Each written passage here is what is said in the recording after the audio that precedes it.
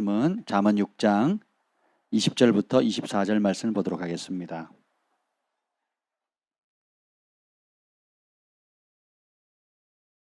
잠언 6장 20절부터 24절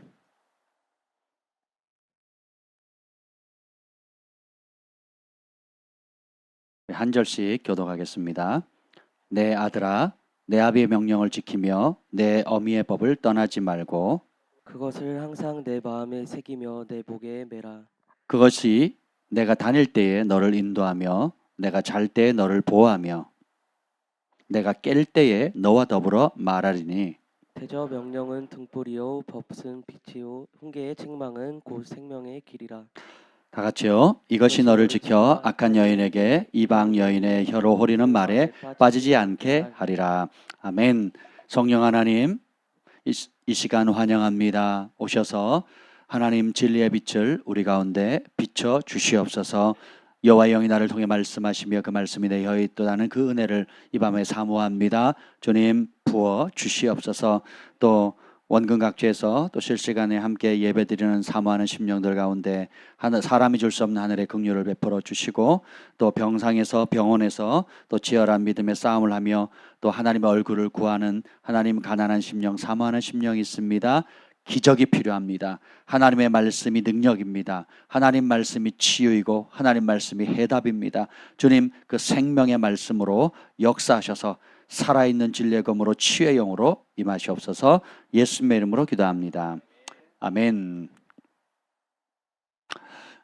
말씀이 해답입니다. 그리고 순종이 살 길입니다. 우리의 삶에 끊임없는 예측할 수 없는 문제들이 우리 앞에 놓여 있죠. 심지어 경험과 주변의 조언을 통해서 혹 예측이 된다 할지라도 그 예측된 문제를 감당하는 것은 또 다른 문제죠. 예, 의외로 잘 싸울 때도 있지만 또 쉽게 생각했는데 생각보다 어려운 일들도 있죠. 예, 그런 우리의 연약함과 난처함 또 때때로 생각보다 우리가 미련할 때가 있죠. 또 생각보다 우리가 완고할 때가 있죠. 예, 그런 모든 문제에 대해서 하나님은 이미 답을 마련해 두셨습니다. 그리고 그 답은 생각보다 어렵지 않습니다. 모든 문제의 해답은 하나님의 말씀입니다. 그 말씀에 우리가 그 말씀을 내 것으로 누릴 수 있는 내 것으로 생명으로 얻을 수 있는 길은 순종한 자만이 그것을 맛볼 수가 있죠.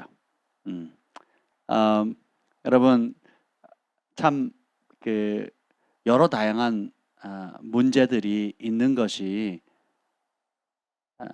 때로는 곤욕스럽기도 하고 때로는 감당하기에 버거울 때가 있죠. 예. 그런데 반대로 한번 생각해 봅시다. 모든 것이 문제가 없고 삶이 순적하고 밋밋하다면 군대에서 축구하듯이 군대에서 대대장님하고 축구를 하면 어떤 현상이 생기는 줄 아세요? 홍해 바다가 갈라집니다. 대대장님이 공을 모시면 그냥 알아서 태클해서 넘어가고 막 구르고 그리고 골키퍼가 공을 못 잡아요. 그래서 슛이 들어가는데 여러 가지 환호를 합니다. 누구만 행복할까요? 대대장님만 행복해요. 나머지 전대원들은 꼭두각시 노릇하느라가 마음이 힘듭니다. 그 축구가 재밌을까요? 없을까요? 없죠. 우리의 삶에 성경의 많은 인물들을 보면 하나님께서 꽃밭 가운데 두신 분이 한 사람도 없습니다. 그 어떤 믿음의 사람들, 하나님이 인정하신 의인들 가운데 평탄한 길을 간 사람은 단 한 사람도 없습니다. 근데 하나님의 반전은 그런 사망의 음침한 골짜기 광야길을 간다 할지라도 굴곡이 많은 길을 간다 할지라도 어떤 상황에든지 평안할 수 있는 그 능력을 맛보게 하신다는 거예요. 왜냐하면 우리 주 예수 그리스도의 이름이 평강의 왕이시기 때문이거든요. 우리의 힘으로는 평강을 유지할 수 없고 우리의 힘으로는 그 난관을 헤쳐갈 방법이 없습니다. 그래서 하나님께서 유일하게 내가 답이다.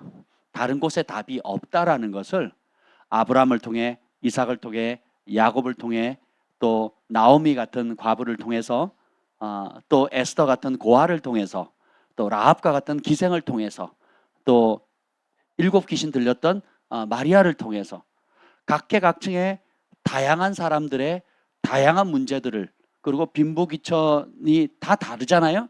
그럼에도 불구하고 백문일답 하나님의 말씀입니다. 그래서 누구도 빠져나갈 수 없도록 사람이라면 다 겪을 수 있는 일, 사람이라면 다 직면할 수밖에 없는 그런 일들 가운데서도 아무리 문제가 많다 할지라도 해답은 하나님의 말씀이라는 거예요. 오늘 이 잠언서는 솔로몬이 어느 날 1000번제를 드리고 그 어마어마한 대가를 지불했죠. 하나님께 올인한 겁니다. 예배에 올인한 거거든요. 그 어떤 왕이라도 1000번제를 드렸다는 내용이 없습니다. 심지어 다윗까지도 1000번제를 드렸다는 내용이 없습니다. 어쩌면 실질적으로 솔로몬 왕처럼 이스라엘의 모든 남유다 북이스라엘 왕 가운데 솔로몬처럼 하나님께 극진하게 한 번에 모든 것을 쏟은 왕이 없어요. 그래서 지혜를 얼마 만에 받아요? 지혜를 받는데 얼마나 오랜 시간이 걸렸습니까? 얼마나 많이 공부를 했죠? 얼마나 많이 연습을 했습니까? 얼마나 많은 스승을 뒀죠? 그렇지 않죠? 하룻밤이거든요. 왜요? 그 마음이 자신이 할 수 있는 전부를 드릴 만큼 하나님께 고정되어 있기 때문에 그렇거든요. 그래서 왕이라 할지라도 이 잠언서에 보면 왕이라 할지라도 그 다스릴 수 있는 지혜를 누가 주신대요? 하나님이 주신다 그랬거든요.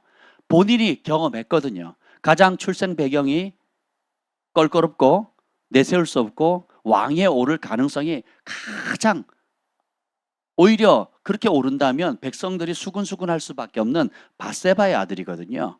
예, 한번 생각해 보세요. 근데 하나님의 반전이 여기에 있거든요. 우리의 출생은 자랑할 게 없고 우리의 과거는 수치스럽고 우리가 자라온 배경이나 내세울 것이 없다 할지라도 오히려 그 처절함, 그 어떤 최악의 상황, 그 누구도 해결할 수 없고 나도 나를 사랑하는 부모 형제도 내 주변에 그 어떤 사람도 불가능하다, 안 된다, 못한다고 하는 그런 최악의 상황 속에서 절망하고 무너진 사람이 대부분입니다. 그런데 성경에 등장하는 하나님이 주목하는 사람들의 특징이 뭐예요? 삼손은 눈이 뽑히고 그리고 절망하고 포기했을 때 어디를 향합니까? 하나님을 붙잡거든요. 그러니까 하나님이 저버리지 않으신다는 거예요. 우리를 사랑하실 때 죽을 때까지 사랑하시고 우리를 인도하실 때 끝까지 세상 끝날까지 함께 하시고 죽는 목숨이 다하는 그날까지 포기하지 않는 분이시잖아요. 에스겔서에 보면 악인이 그 악으로 말미암아 죽는 것을 하나님 기뻐한다 하지 않으시거든요. 오히려 악인이 악으로 말미암아 죽는 것을 기뻐하는 사람들을 경고하시거든요. 너희도 예외가 아니다. 기뻐하지 마라. 하나님도 악인이 마땅히 지은 죄로 말미암아 마땅히 형벌을 받아서 마땅히 죽어서 지옥 가는 것조차도 당연한 공의임에도 불구하고 하나님 그것을 안 기뻐하시고 무엇을 원해요? 그 악인이 마지막 순간에도 우편 강도처럼 돌이키기를 원하신다는 거죠. 돌이켜 살기를 원하신다는 거거든요. 그래서 다윗은 자기의 원수 사울왕이 죽을 때 기뻐하지 않고 금식하고 웁니다. 진짜 하나님 마음, 하나님이 어떤 분인지를 알거든요. 솔로몬이 한순간에 초자연적인 은혜와 계시의 영으로 전무후무한 지혜를 얻습니다. 그리고 기록한 책이 이 잠언인데 잠언을 자세히 보면 이것은 서민을 위한 책이 아니에요. 이것은 왕족들을 위한 왕가를 위한 책들입니다. 로얄 패밀리를 위한 책이에요. 그래서 여러분들은 로얄 패밀리들이 가질 수 있는 책을 지금 들고 있는 겁니다. 할렐루야. 그것을 책으로 문서로 가지게 된 게 불과 200년도 안 돼요. 이 잠언을 개인이 이렇게 책으로 혹은 문서로 휴대하게 된 게 200년이 채 안 된다고요.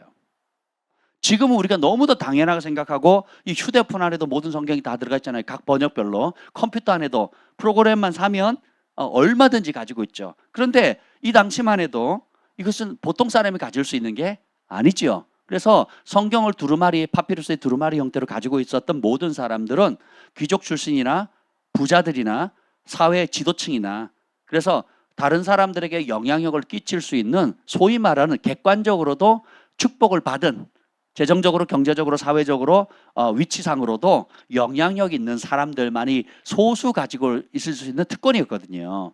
그래서 근데 보세요. 하나님의 은혜로 우리가 지금 이 잠언을 가지고 있지 않습니까? 그래서 이것은 왕의 아들들, 왕의 딸들, 그리고 왕이 될 사람들, 그리고 하나님을 경외하는 왕, 그래서 왕으로 통치할 수 있는 사람들을 위해서 1차적으로 쓰여져 있다는 거.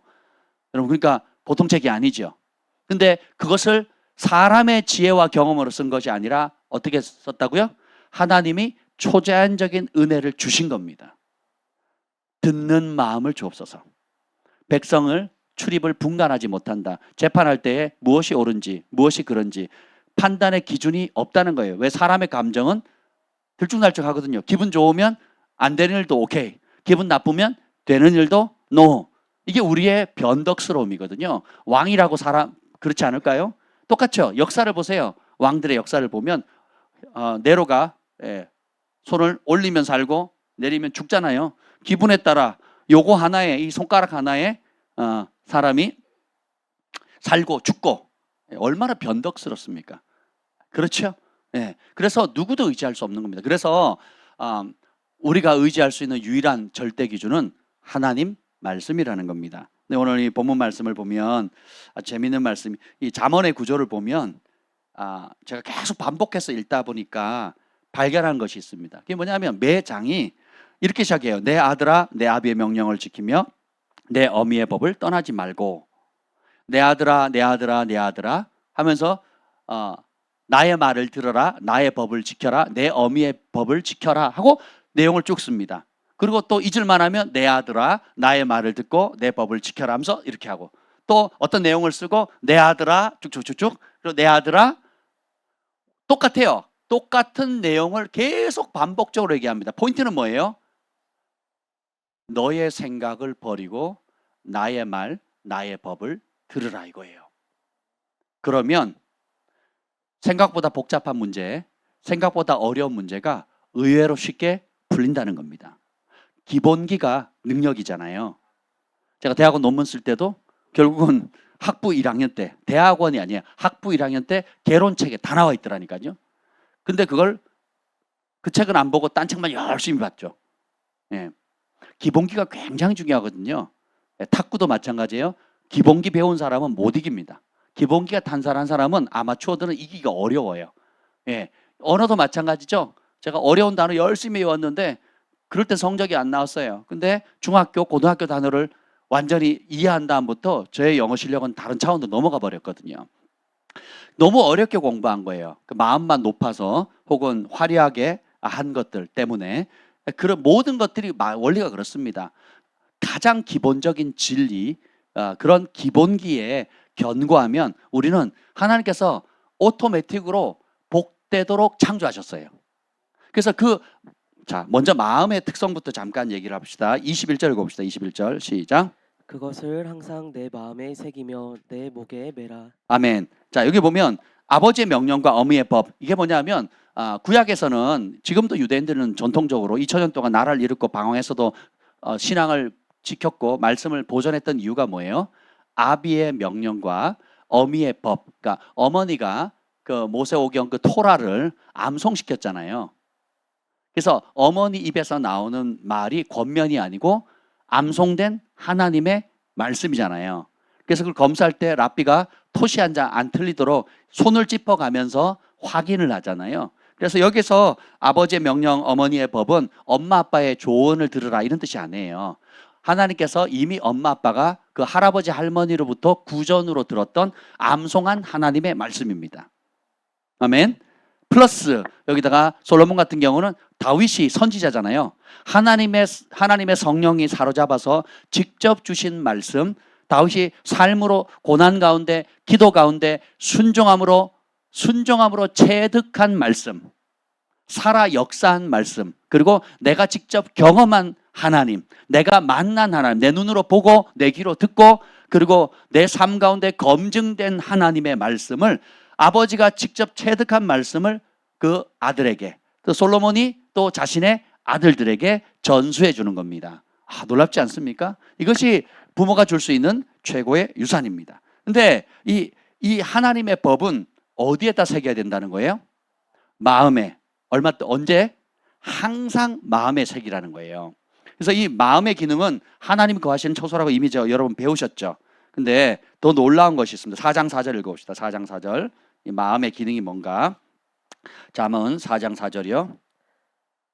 아버지가 내게 가르쳐 이르기를 내 말을 내 마음에 두라 내 명령을 지키라 그리하면 살리라. 자, 아버지는 말씀을 가르치는, 말씀을 전수해야 될 책임이 있어요. 돈만 벌어다 주는 게 아버지가 아닙니다. 예, 성질만 내고 폭력만 행사하는 게 아버지가 아니에요. 아버지의 주된 임무는 뭐예요? 말씀을 가르치는 거예요. 말씀을 전수해 주는 겁니다. 그럼 전수해 주려면 아버지가 먼저 먹어야 되겠죠. 알아야 되겠죠. 그렇죠? 근데 보면 여기 보면 내 말을 내 마음에 두라 이렇게 얘기하죠. 그래서 뒤집어 놓으면 마음은 말씀을 저장하는 곳이에요.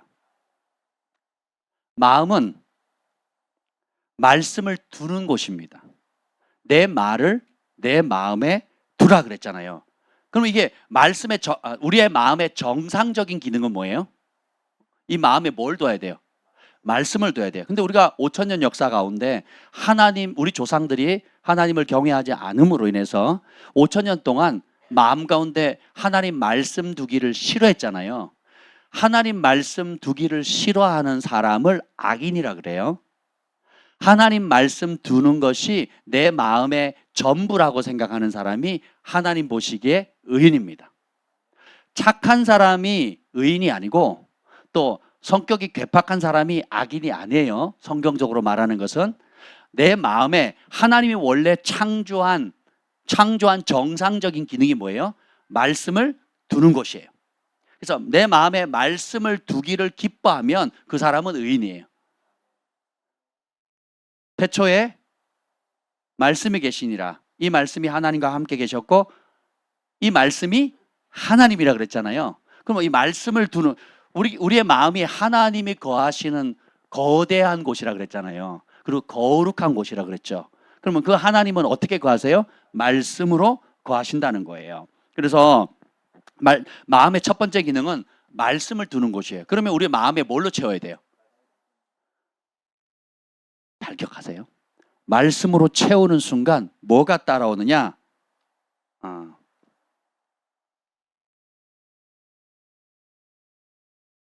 2장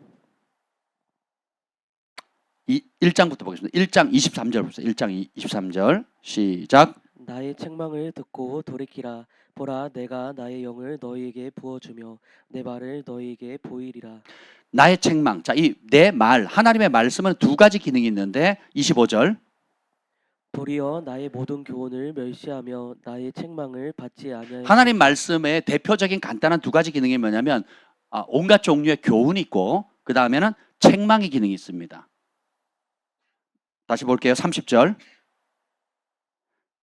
1장 30절. 나의 교훈을 받지 아니하고 나의 모든 책망을 업신여겼으니 그러니까 의인과 악인, 지혜로운 사람과 미련한 사람의 차이는 하나님의 말씀, 그 두 가지 성향, 교훈적인 성향과 책망하는 것. 그러니까 교훈은 바른 길 잘 가고 있으니까 더 열심히 가라. 그 길이 살 길이다라고 생명의 길을 알려주는 거예요. 그런데 책망은 거기서 삐져났다, 좌로 치우렀다, 우측으로 치우렀다, 아니면 또랑에 빠졌다 알려주는 거예요. 그러니까 책망하는 거 다시 원점으로 정도로 돌아오라라고 알려주는.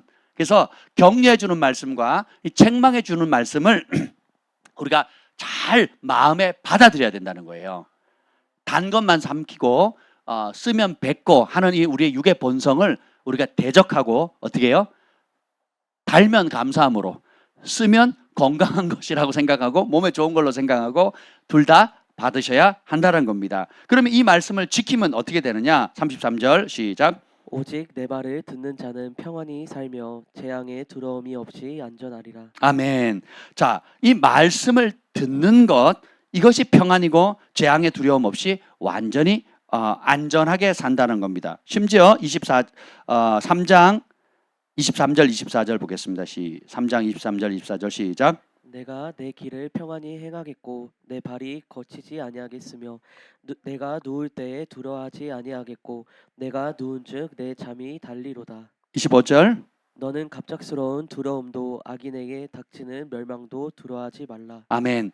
여러분이 정말 하나님의 말씀을 마음에 두는 순간 이 현상이 생깁니다. 잠이 달아져요. 그리고 온갖 염려들이 떠납니다. 왜 그래도 교회를 다니는데 염려하느냐? 왜 교회를 다니는데도 불안 초조하고 혹은 불면증이나 여러 가지 것들에 시달리느냐? 그럼 뭐예요? 마음에 아직 하나님의 말씀을 온전히 두지 않았다는 거예요. 하나님 말씀보다 오늘 다시 26절 한번 읽어보죠. 26절 시작. 3장 26절. 대저 여호와는 내가 의지할 이신이라 내 발을 지켜 걸리지 않게 하시리라. 우리 하나님의 속성 자체, 하나님 이름 자체가 뭘 가르쳐 줍니까? 우리가 의지해야 할 분이라는 거예요. 우리가 의지할 수 있는 유일한 분이라는 거예요. 근데 우리는 문제가 생기거나 어려움이 생기면 유일하게 의지할 분이신 하나님께 나아가기보다는 본성이 다른 것으로 풀거든요. 여러 중독뿐만 아니라 여러 끊지 못하는 따라오는 우리 그 어떤 거머리 같이 쫙 달라붙어 가지고 우리를 늘 괴롭히는, 그리고 우리가 거기에 익숙해져 가지고 그게 젖어 있는 여러 가지 것들이 있거든요. 그게 뭐예요? 그게 내가 진짜 의지하는 거예요. 그게 내가 진짜 의지하는 겁니다. 다른 말로 하면 우상이 되는 거죠. 근데 어떤 어려움이 올수록 또 심지어 감정이 북받쳐서 내가 내 감정을 수습하지 못할 정도로 정신을 잃을 정도의 상황이 된다 할지라도 예수님의 발차 앞에 무릎을 꿇을 수 있다면 그 사람의 마음은 하나님 말씀 두기를 기뻐하는 사람이고 진실로 하나님을 의지하는 사람이에요. 근데 하나님이 그런 태도, 그런 마음을 기뻐하세요. 한나가 억울한 일을 당할 때 그 다른 그 와이프와 싸우지 않죠. 그렇잖아요. 처음에 남편한테 잔소리했더니 방법이 있어요, 없어요? 방법이 없어요.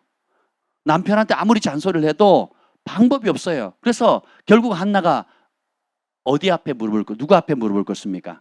하나님 앞에 무릎을 꿇거든요. 왜냐하면 우리 하나님은 너희가 진짜 의지할 유일한 분이시라는 거예요. 그러면 밤에 잘 때 잠이 달아요. 그래서 저는 거의 기대면 그냥 골아 떨어집니다. 1, 2년 그런 게 아니에요. 제 나이만큼 그렇습니다. 제 나이만큼.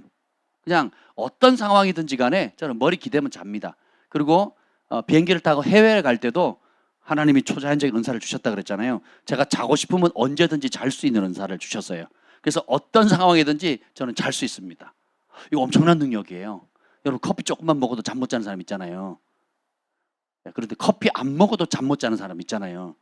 왜 그럴까요? 마음에 다른 주인이 들어와 있는 거예요. 마음에 다른 무엇으로 차 있는 겁니다. 그런데 하나님께서 약속하셨어요. 내가 사랑하는 자, 나를 사랑하는 자 단잠을 주신다 그랬거든요. 아멘. 그리고 평안을 주십니다. 그리고 주변에서는 온갖 두려움이 있다 할지라도 두려워하지 않는 초자연적인 평강도 주신다는 거예요. 여러분도 두려워하거나 염려 많이 해보셨잖아요. 근데 그것이 결국 그 당시에 도움이 됩니까? 도움 하나 안 되거든요. 오히려 마비시키고 절망에 빠지게 되고 그나마 조금 개선할 수 있는 힘과 소망의 불씨마저 꺼뜨려 버리잖아요. 그걸 왜 합니까? 그 시간에 뭐예요? 하나님 말씀을 붙드는 거예요. 하나님 말씀을 찾는 겁니다. 아멘. 다시 돌아오겠습니다. 오직 내 말을 듣는 자는 평안하며 재앙을 두려움 없이 사는데, 자, 왜 이 말씀을 길게 하느냐? 주님께서 우리 마음의 기능을 초점을 두는 거예요. 하나님, 마음은 말씀을 두는 곳이라 그랬죠. 근데 말씀을 두는 순간 2장 6절 읽어봅시다. 2장 6절 시작. 대저 여호와는 지혜를 주시며 지식과 명철을 그 입에서 누가 지혜를 주신다고요? 자, 이 지혜를 대표적으로 받은 사람이 이 책을 기록한 누구예요? 솔로몬이에요. 그러니까 솔로몬은 지가 받아봤거든요. 받아봤으니까 받기 전, before, 받은 후, after가 완전히 다르다는 걸 깨달았죠. 여러분이 계시의 세계를 알거나 영적인 세계를 알거나 은사를 받기 전과 받은 후, 그리고 영적인 세계를 맛보기 전과 맛본 후, 거듭나기 전, 거듭난 후의 삶이 완전히 바뀌잖아요.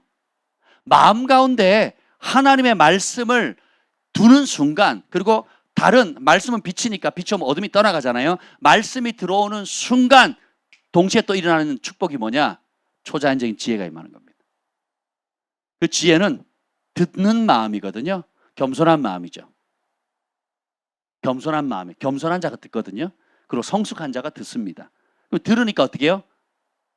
전에 알지 못했던 걸 배우게 되고 깨닫게 돼요. 그리고 나로부터 나온 무엇이 아니라 위로부터, 하늘로부터, 하나님 아버지로부터 나오는 것을 성령께서 알려주는 거예요. 그래서 내 계획과 내 전력과는 전혀 다른 차원의 여러 유용한 것들이 오죠. 그래서 솔로몬이 전도서 2장에 보면 사업이란 사업은 다 손대봤어요. 성공. 건축이란 건축은 다 해봤어요. 그리고 정원이란 정원은 다 가꿔봤습니다. 그리고 온갖 희귀 동물들, 또 희귀 식물들, 희귀 나무들, 희귀 보석들 다 수집해봤어요.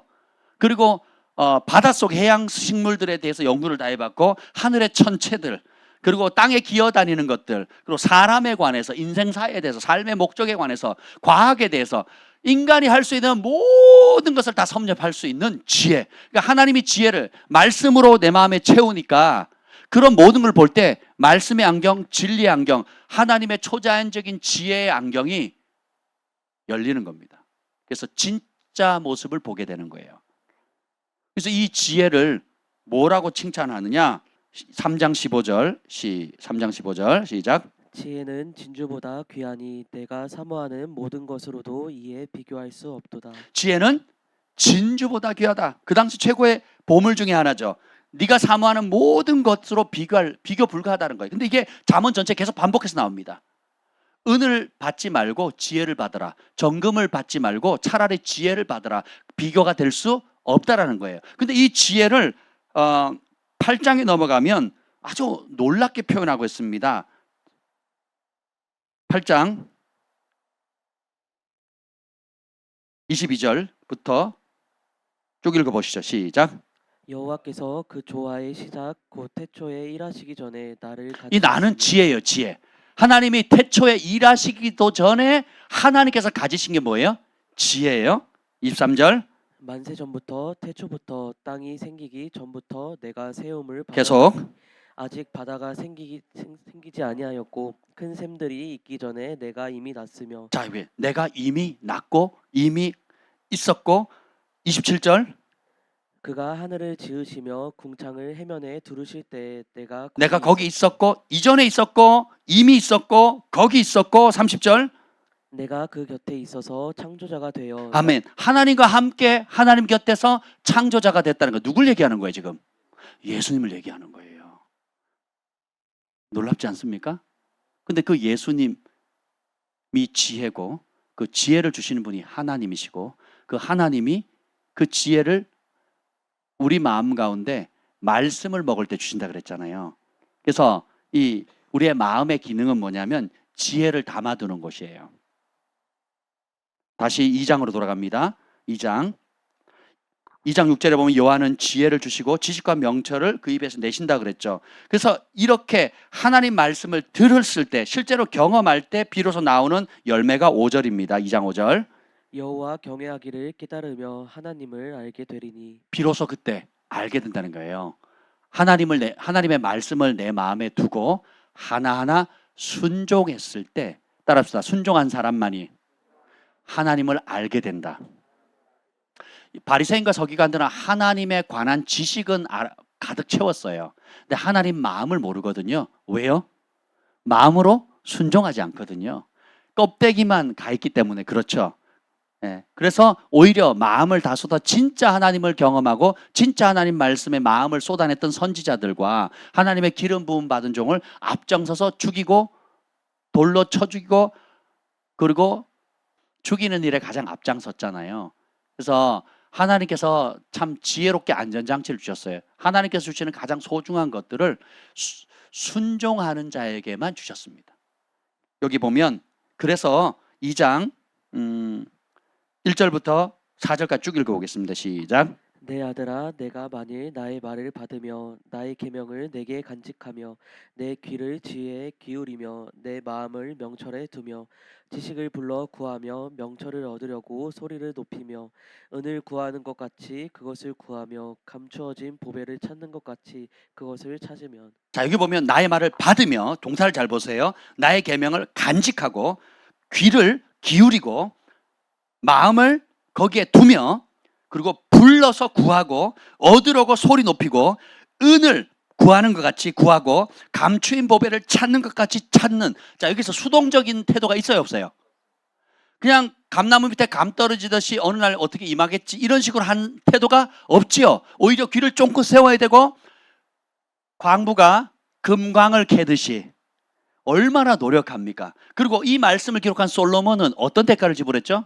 왕궁을 떠나서 산당에 가가지고, 그 당시에는 성전이 없었으니까 산당에 가서 어떻게 해요? 1,000번제를 드리잖아요. 그럼 그 생각을 하기까지 어떤 마음의 결단이 있었을까요? 뭐 되면 좋고 안 되면 안 좋고 이런 마음이 아니죠. 자기는 지금 왕자들의 특징이 뭐냐? 정권을 잡으면 짱, 정권을 못 잡으면 파리 목숨이에요.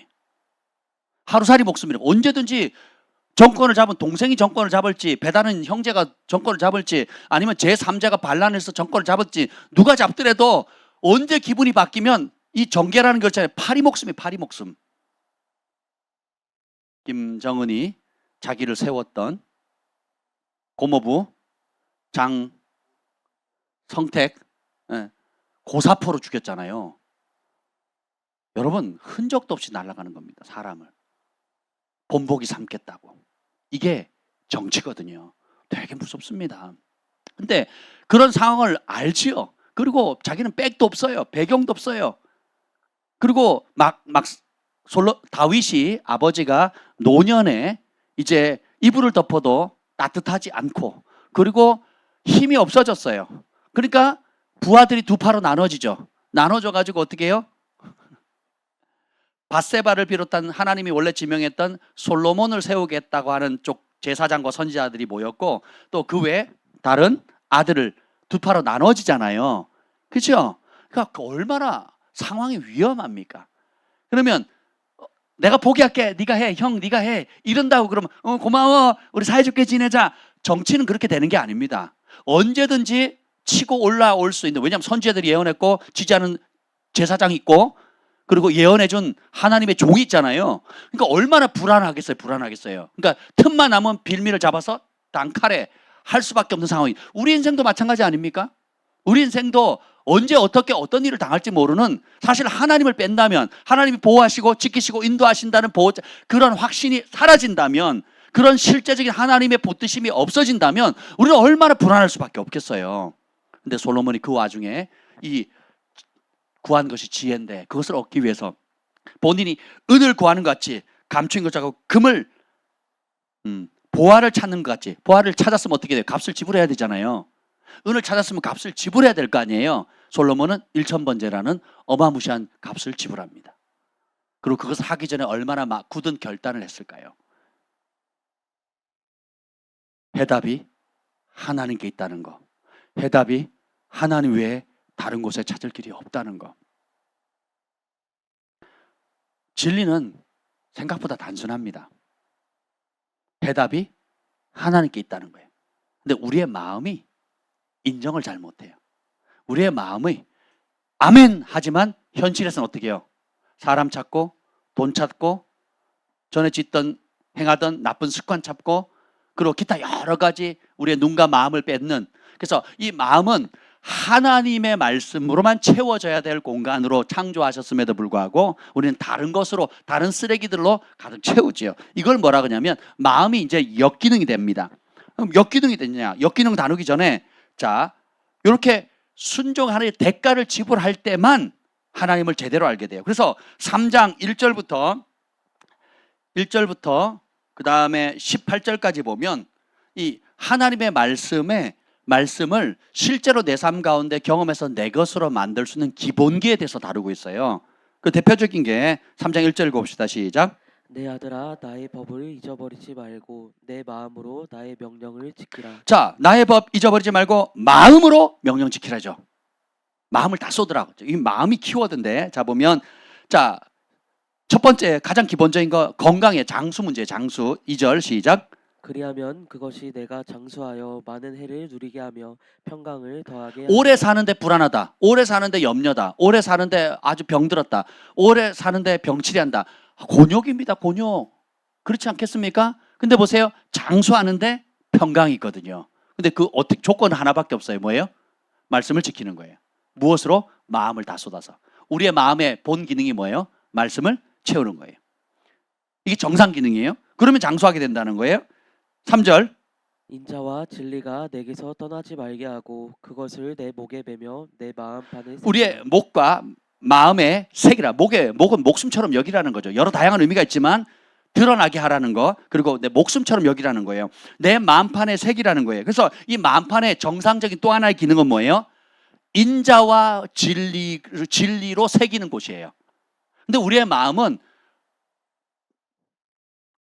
분노와 실망과 과거의 상처와 아픔과 욕심과 기타 부정적인 많은 것들로 채우는 것을 정당하다고 생각하거든요. 예, 그런 영화들, 그런 음악들, 그런 스토리들, 그런 마음을 선동하는 정치가들, 그런 것을 역이용하는 좌파 세력들, 이런 세력들을 보면 결국은 마음이 하나님이 원래 정상적인 기능인 인자와 진리로 벗어나게 만들거든요. 그래서 분노하게 되고 그 분노를 못 이겨서 스스로 자멸하는 길로, 그리고 혼자가 아니라 가족이 혹은 그 단체가 혹은 한 민족 자체를 광우뻥 소동 한번 여러분 들어보셨죠? 광우뻥 소동. 아무도 책임 안 져요. 아무도. 그리고 이 대통령이 그때 정권 잡은 지 얼마 되지도 않았는데 정권 넘어갈 뻔했잖아요. 광우뻥. 요즘은 또 뭐예요? 일본에서 오는 그거 뭐예요? 오염수? 제가요 아침 운동하러 갔는데요. 그 예수 안 믿는 사람들 이 뭐라 그런지 아세요? 그 중에 횟집 사장님이 계셔요. 돈 많이 버십니다. 저도 한번 가보려고 그러는데 오라 소리를 안 해요. 그분이 뭐라 그런지 아세요? 지금 회가 더 잘 팔린대요. 회가 엄청 잘 나간대요. 사람들이 엄청 회 먹으러 온대요. 근데 TV에서 뭐라 그래요? 그리고 하는 말이, 아니 일본산 수입하지 말자고 그래야 어부들이 살지. 우리 어부들이 살지. 어? 지금 그 오염수 됐으니까 뭐죠? 무슨 품? 바다에서 나는 해산물 먹지 말자 그러면 어부들 죽는 거고 그 관련된 사업을 한 사람 다 피말리는 건데 이 사람들 정말 바보 같은 짓을 한다고. 그러면서 예수님도 안 믿는 사람인데, 그리고 그 횟집 사장님이 막 엄청 막 아침에 막 저한테 얘기를 하시더라고요. 그래서 제가 깨어 있으시군요라고 칭찬을 드렸습니다. 아무도 책임 안 지거든요. 건수만 있으면 막 선동해가지고 그러거든요. 왜냐하면 원래 하나님이 창조하신 이 마음의 기능을 벗어나니까 그걸 좋아하거든요. 여기 보면 좋아하는 게 나와요. 1장 22절 봅시다. 1장 22절 시작. 너희 어리석은 자들은 어리석음을 좋아하며 거만한 자들은 거만을 기뻐하며 미련한 자들은 지식을 미워하니 어느 때까지 하겠느냐. 하나님 말씀 버리면 어떻게 해요? 내가 지혜라고 생각하는 게 사실 어리석음이고, 그리고 내가 이 정도면 뽀대난다고 생각하는 게 사실 하나님 보시기에 거만한 거예요. 그리고 내가 정말 탁월하다고 생각하는 것이 사실은 미련한 것이거든요. 몰라요. 그래서 죽이는 것을 좋아하게 됩니다. 여기 보면 24절. 내가 불렀으나 너희가 듣기 싫어하였고 내가 손을 폈으나 돌아보는 자가 없었고 25절. 도리어 나의 모든 교훈을 멸시하며 나의 책망을 받지 아니하였으니. 이때 나타나는 현상이 마음의 부패함이거든요. 마음이 부패해지게 되면 완고해지고 우상숭배해지고 더러워지게 돼요. 더러워지면 눈이 멀게 되어지고요. 그래서 2장 13절 봅시다. 2장 13절 14절 시작. 이 무리는 정직한 길을 떠나 어두운 길로 행하며 행악하기를 기뻐하며 악인의 패역을 즐거워하나니 15절. 그 길은 구부러지고 그 행위는 패역하니라. 왜 그럴까요? 원래 마음의 기능에서 벗어났기 때문에 그렇습니다. 그래서 분별력도 잃고 그냥 눈이 씌인 거죠. 그래서 살리는 것을 죽이는 것으로, 죽이는 것을 살리는 것으로, 옳은 것을 옳지 못하다 하고, 옳지 못하다는 것을, 못한 것을 옳다고 우기잖아요. 이제 그것이 제도화돼서 뉴스가 되고, 뉴스도 보면 여러 색깔들이 있죠. 보면 하나님을 대적하는 더럽고 악한 것을 고무시키고 잘한다고 얘기하고 있고요. 하나님께서 정말 좋아하시고 기뻐하시는 일을 가치 없는 것이라고 평가절하하거든요. 그래서 그것이 또 커지면 국가적으로도 그렇고 개인적으로도 그렇고 또 교육 영역이라든지 사업의 모든 영역이 그와 같다라는 것입니다. 그래서 이 모든 것들이 나타나는 현상 가지고 아무리 가지쳐봤자 의미가 없어요. 그것을 해결할 수 있는 방법은 오히려 단순합니다. 우리의 마음의 원래 기능이 하나님 말씀을 두는 것, 지혜를 듣는 것, 그리고 그 마음의 하나님 말씀의 두 가지 속성, 인자와 진리라 그랬죠. 인자와 진리. 그래서 우리가 여러분 말 자주 들었잖아요. 진리가 감정보다 확실하다고. 자, 무엇이 성숙이냐? 감정을 진리에 복종시키는 거예요. 그 사람 성숙한 사람입니다.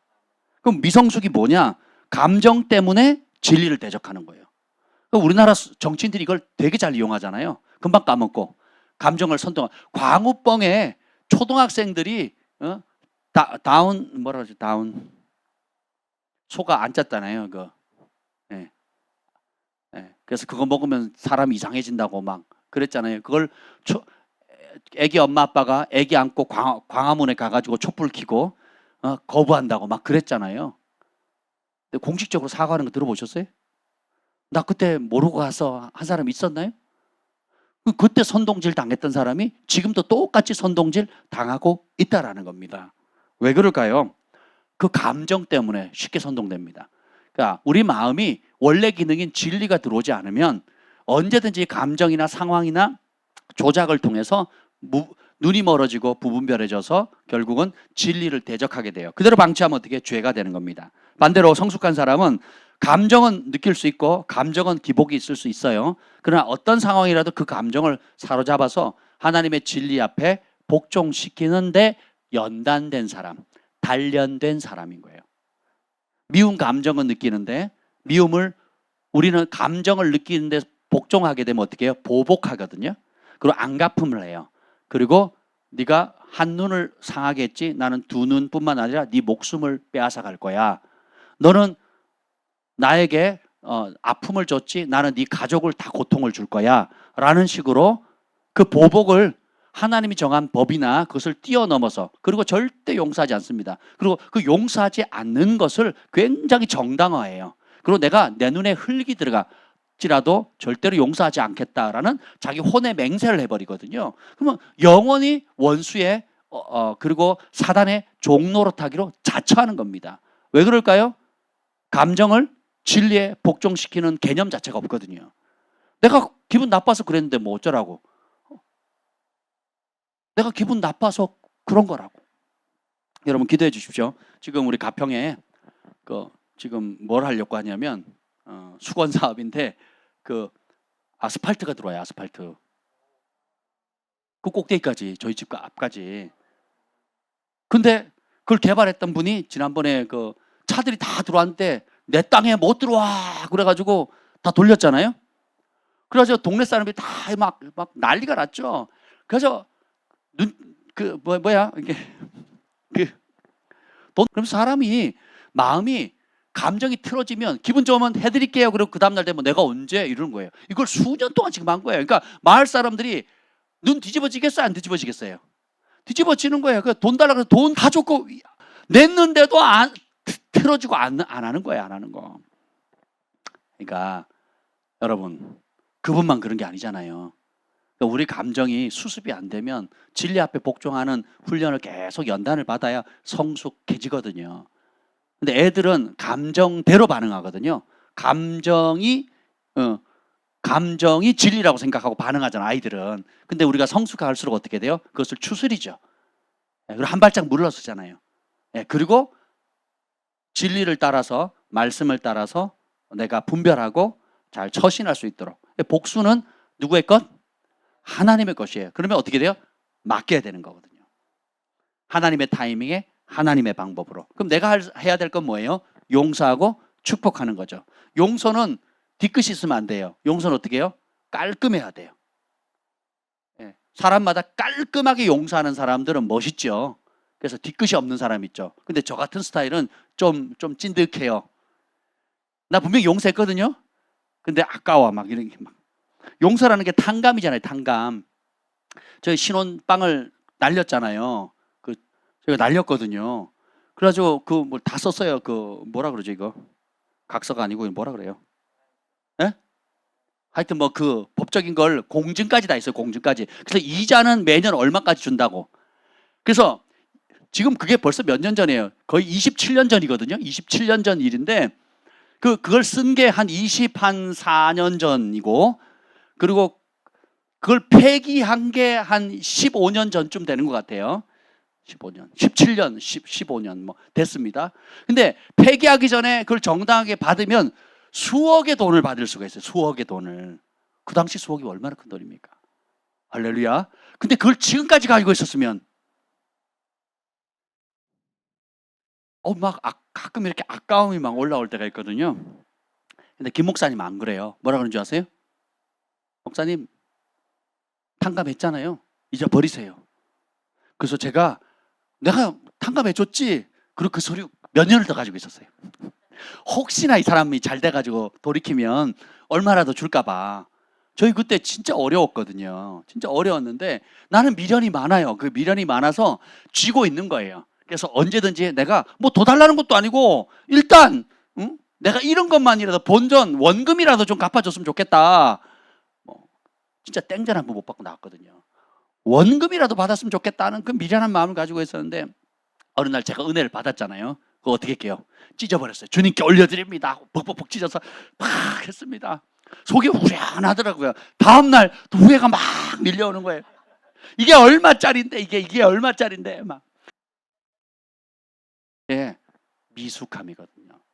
감정과 눈앞의 이익 때문에. 근데 우리 김 목사님 굉장히 깔끔해요. 그냥 하나님께 올려드렸다는 거예요. 뒤도 안 돌아봐요. 참 저랑 많이 다른 것 같아요. 가끔 좀 저를 닮았으면 싶은데 그러지 않은 거에 대해서도 감사합니다. 그래서 보세요, 여러분. 그럼 누구 손해예요? 결국 못 받았잖아. 그죠? 그럼 제가 거지가 됐습니까? 제가 망했습니까? 아니죠. 그걸 하나님께 올려드리고 생각날 때마다 축복하고, 그걸 통해서 제가 깎이고, 그리고 내 안에 있는 욕심들, 또 미련들, 또 하나님의 법에 의지하지 않고 내 방식으로 하려고 하는 이 못된 습성들, 이런 것들이 막 이게 꾸중물 같은 것들이 이제 막 환경을 툭툭툭 치니까 현실적으로 어려우니까 당장 내가 입에 풀칠할 게 없으니까 막 부글부글 올라오잖아요. 그러면서 내 실상을 보는 거예요. 교회에서는 그럴싸하고 믿음을 막 선포하고 막 기적을 행할 것처럼 하지만 정작 현실 앞에, 눈앞에, 그리고 내 가족 앞에서는, 물질 앞에서는 똑같은 저의 모습을 보는 거죠. 그 미련을 보는 거죠. 그러면서 오히려 그것을 통해서 얼마나 많은 제 이전에 그것을 그 사건이 없었더라면 내가 이렇게까지 집착하는지 알았겠습니까? 근데 그 사건을 통해서, 그 손해를 통해서 내 속에 하나님 말씀에 복종하지 않으면 짐승과 같구나. 좋은 게 하나 깨닫지 못하면 짐승과 같구나라는 걸 깨닫게 되는 겁니다. 그래서 기본으로 돌아가야 돼요. 여기 보면 인자와 진리를 마음판에 새기면 주시는 축복 4절 시작. 3장 4절이요. 3장 4절. 그리하면 내가 하나님과 사람 앞에서 은총과 귀중히 여김을 받으리라. 아멘. 그렇게 하면 하나님과 사람에게 은총 받는다는 거예요. 그러니까 하나님과 사람에게 은총 받고 싶죠? 하나님이든 사람이든 둘 중에 하나든 은총 받고 싶잖아요. 둘 다 받으면 대박. 근데 그걸 받을 수 있는 조건, 그리하면 조건이 있어요. 뭐예요? 우리의 본성을 거슬려서 인자와 진리를 마음판에 새기는 연습을 해야 돼요. 내 속성 자체를 내 마음에 하나님 원래 지으신 용도대로 사랑하는 것과, 인애와 자비예요. 사랑하는 것과 내 감정보다 진리를 더 사랑하는 훈련을 해야 돼요. 그걸 마음에 새겨야 돼요. 여호수아 1장 8절에 보면 이 율법책을 내 입에서 떠나지 말게 하며 주야로 묵상하며 그 안에 기록된 대로 다 지켜 행하라. 그리하면 또 조건이 붙죠. 생각해 보세요. 그래서 신명기 30장 14절에 보면 오직 그 말씀이 내게 매우 가까워서 내 입에 있으며 내 마음에 있은즉 내가 이를 행할 수 있느니라. 그래서 마음에 정말 두고 내 입으로 계속 고백하고 주야로 묵상하는 것이 단련되어져야 돼요. 단련되어져야 비로소 할 수 있게 되는 거예요. 그러면 단련되지 않으면 어떻게 되느냐? 먼저 이따가 다룰 말씀인데 어떤 문제가 터지면 말씀 자체가 안 떠올라요. 말씀 자체가 안 떠오른다고요. 그럼 뭐부터 반응해요? 감정부터 반응하고 내가 전에 해왔던 습관이 먼저 나가요. 전에 해왔던 말투, 전에 해왔던 패턴, 전에 주변에서 듣고 보았던 그대로. 여러분 저희 어릴 때는 저희 아버지가 자주 밥상을 날리셨거든요. 흰밥에 잡곡밥이 몇 개 들어갔다고 밥상을 뒤집어 엎었어요. 밥을 먹는데 돌을 2번 씹어서 밥상을 뒤집어 엎었어요. 반찬이 짜다고 뒤집어 엎었어요. 그러니까 틈만 나면 뒤집어 엎었어요. 그걸 보고 자랐어요. 저는요. 마음을 새롭게 하지 않으면 어떻게 했겠어요? 우리 교회 밥상이 남아났겠어요? 제가 왜 무거운 걸 한 건지 아시겠죠? 기분 나쁘면 뒤집어 엎어야 되는데 무거우니까 뒤집어지지가 않으니까. 알코올 중독자 집에 알코올 중독자 나고 가난은 되물림 되고 혈기 많은 곳에 혈기를 반응을 하잖아요. 본 게 그거니까. 근데 이 마음에 하나님의 진리를 새기면 한 발짝 떨어질 수 있거든요. 그리고 그것을 순종할 때와 불순종했을 때 어떤 결과와 있는지, 그것이 생명의 길인지 사망의 길인지 축복의 길인지 저주의 길인지가 보이거든요. 그러면 선택할 수 있는 여유가 생겨요. 근데 이 말씀을 마음에 새기지 않으면 그게 작동할 거리가 없어요. 바로 나갑니다. 우리 아버지 10번 뒤집어 엎었어. 근데 난 한 번밖에 안 했거든. 나는 괜찮은 사람이야 라고 스스로 자기를 위로합니다.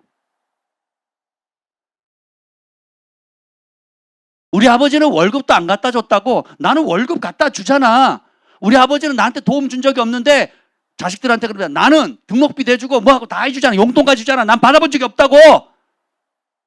기준이 뭐예요? 다 나거든요. 그런데 그런 나를 뿌듯하게 여기는 거예요. 왜요? 내 아버지에 비하면, 내 부모에 비하면, 내가 당한 거에 비하면, 내가 과거에 아픈 게 비하면 나는 지금 얼마나 잘하고 있는 거예요. 할렐루야. 잘하고 있죠? 이게 착각이라는 거, 착각. 그걸 가리켜서 자기의라는 거거든요. 이게 미련한 길이고 악한 길이에요. 근데 반대로 우리 아버지는 5번, 10번 밥상 뒤집어 엎었지만 나는 하나님 말씀을 보니까 온유한 자 복이 있나니 땅을 유업으로 받으리라. 주님, 나는 혈기 많습니다. 나는 온유하지 못해요. 그래서 주님의 긍휼을 구합니다. 모세도 그 혈기 많고 사람을 죽이기까지 한 방에 사람을 죽일 정도면 얼마나 혈기가 등등한 겁니까? 근데 세상에 그 어떤 사람보다 온유한 사람으로 만드셨죠. 모세를 바꿀 수 있다면 주님 저도 바꾸실 수 있으세요. 은혜를 주세요. 하지 않겠습니까? 소망을 갖지 않을까요? 그것이 시간이 걸리고 또 여러 가지 들쭉날쭉한 그런 과정이 걸린다 할지라도 얼마든지 진리 안에서 감정을 복종시킬 수 있는 능력을 성령께서 도와주시거든요. 그럼 우리가 예수님 닮는 삶이 되고 결국은 저 사람은 다르네. 이 가문에 이 집에 정말 이 집이 저런 망나니 집안에서 이런 위대한 사람이 나타났다고 칭찬받게 되죠. 그래서 하나님과 사람에게 은총이 있게 되는 겁니다. 기본이에요, 기본. 5절, 3장 5절 시작. 너는 마음을 다하여 여호와를 신뢰하고 내 명철을 의지하지 말라. 마음을 다 쏟아서 뭐예요? 여호와를 신뢰하고 내 명철을 의지하지 말라. 범사의 그를 인정해라. 그리하면 지도함을 받는다는 거예요. 7절 읽어보겠습니다. 스스로 지혜롭게 여기지 말지어다. 여호와를 경외하며 악을 떠날지어다. 아멘. 우리가 내가 내 인생을 계획하고 내가 원하는 길로 가는 길이 행복할까요? 아니면 모든 것을 아시는 하나님께서 창세 이전부터 계획하신 그대로 다윗이 시편 139편에 내가 모든 일을 하기도 전에 하나님이 계획하셨다는 그 놀라운 계시를 받잖아요. 하나님이 철저하게 계획해 놓으신 아름다운 길이 있거든요. 어느 길을 갈 거냐? 하나님 말씀이 미리 알려주시잖아요. 어떤 길 가래요? 주님이 예비한 그 길 가라는 거 아니에요. 그럼 그 길을 가려면 조건이 뭐예요? 마음을 다 쏟아서 하나님을 신뢰하라는 거예요. 내 명철 의지하지 마라. 내 명철이가 너의 언더스탠딩, 너의 이해력, 네가 이해할 수 있는 수준으로 너의 이해력을 의지하지 말라는 거예요. 오히려 모든 일의 범사에 그를 인정하라는 거예요. 그냥 범사라는 게 모든 영역이에요. everything. 모든 영역이에요. 자녀 교육의 영역, 건강의 영역, 진로의 영역, 사업의 영역, 투자의 영역, 뭐 학업의 영역, 관계의 영역, 신앙생활의 영역, 모든 영역에서 그를 인정하라는 것은 뭐예요? 하나님의 말씀을 찾으라는 거예요. 내 마음에 새긴 진리를 일단은 하나님의 말씀을 내 마음편에 새겨야 되고 그 말씀을 통해서 길을 찾으라는 겁니다. 그게 인정하는 거예요. 내가 화를 내는 거에 대해서 전에는 어떻게 당연한 거였는데 이제는 어떻게 돼요? 화를 내는 자는 하나님 뜻을 이루지 못한다 그러잖아요. 화를 내면 성내는 자는 하나님 뜻을 이루는 게 불가능하구나. 그래서 온유함이 필요하구나. 그럼 어떻게 하겠어요? 씨름하겠죠. 회개하겠죠. 긍휼을 구하겠죠. 돌파하면 그 영역에 권세를 얻게 되고 영향력이 있는 존재가 되는 거예요. 그러면 하나님께서 예비하신 길, 준비하신 많은 은총들과 혜택들을 실제로 누리게 됩니다. 근데 그것을 무시하거나 모르면 어떻게 되겠어요? 이전처럼 하겠죠. 본대로 하겠죠. 우리 아버지가, 우리 어머니가 하던 그대로 하겠죠. 그럼 어떻게 해요? 악순환이 대물림 되는 겁니다. 그것을 끊을 책임이 우리에게 있어요. 끊을 특권을 우리에게 주셨습니다. 그리고 그 혜택도 우리가 누리게 되는 거예요. 그리고 그것은 우리의 자녀의 세대까지 악한 것도 대물림 되지만 선한 것도 믿음의 유산으로 대물림 됩니다. 온유한 부모님 밑에는 온유한 자녀들이 생기고 혈기 많은 부모님 밑에는 혈기 많은 아이들이 있거든요. 혈기 많은 부모 밑에 아이들이 온유한 애들이 있어요. 온유한 게 아니에요. 기죽어서 눌린 거지. 언제든 자기가 그 위치 가거나 어느 순간 사춘기, 오춘기 폭동하기 시작하면 어떻게 돼요?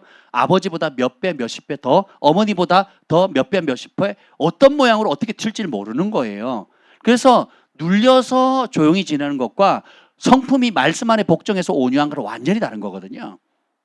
이해가 되세요? 그래서 그걸 누가 끊어야 돼요? 우리가. 좋은 유업을 누가 줘야 됩니까? 우리가 줘야 되는 거예요. 그게 부모의 사명이라는 겁니다. 그래서 범사에 하나님이 인정하는 훈련을 해야 됩니다. 재정의 영역에 대해서도 밑에 쭉 나오죠. 인정하는 거 구체적으로. 그래 스스로 지혜롭게 여기지 말고 이게 겸손이에요. 여호와를 경외하며 악을 떠날지어다. 건강의 문제 8절 시작. 이것이 내 몸의 양약이 되어 내 골수를 윤택하게 하리라. 건강하려면 어떻게 돼요? 여호와 경외하고 악을 멀리하면 돼요. 끝. 왜? 특별히 이 골수는 피가 생성되는 곳이죠. 그리고 뼈질환에 문제가 있느냐? 우상숭배와 그리고 탐심이죠. 그리고 미움이거든요. 미움, 욕심, 우상숭배, 뭐 기타 관련되어 있는 그 관련된 음행이라든 여러 가지 문제들이 생기면 이 몸에 이상이 생기는 거거든요. 모든 질병이 다 죄 때문 아니에요. 그러나 대부분의 질병은 죄와 연결되어 있습니다. 대부분의 질병은 죄나 혹은 하나님의 법을 알고 혹은 모르고 떠났기 때문에 그렇습니다. 그러면 정죄하는 것이 아니에요. 그럼 살 길은 뭐예요? 살 길은 하나님이 원래 약속하신 대로 이것이 여호와를 경외하고 악을 떠나는 거예요. 스스로 지혜롭게 여기지 않는 것. 하나님 말씀 왜 하나님 말씀이 무슨 치유가 돼? 하나님 말씀대로 산다고 무슨 행복이 와? 하나님 말씀대로 한다고 무슨 건강이 와? 라고 치부하지 말라는 거예요. 여러분 어릴 때는 병원 가면 다 고치는 줄 알고 의사가 하는 게 다 좋은 걸로 알죠. 뭐 실제로 그러기도 합니다. 근데 커갈수록 경험할수록 여러분 느끼는 게 뭡니까? 병원이 다 못 고치죠.